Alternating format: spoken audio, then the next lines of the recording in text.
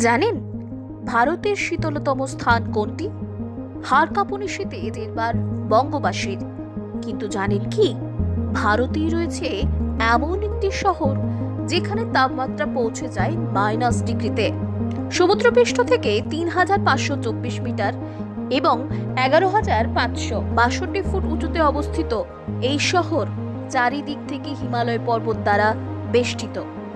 এটিকে শীতল মরুভূমিও বলা হয়।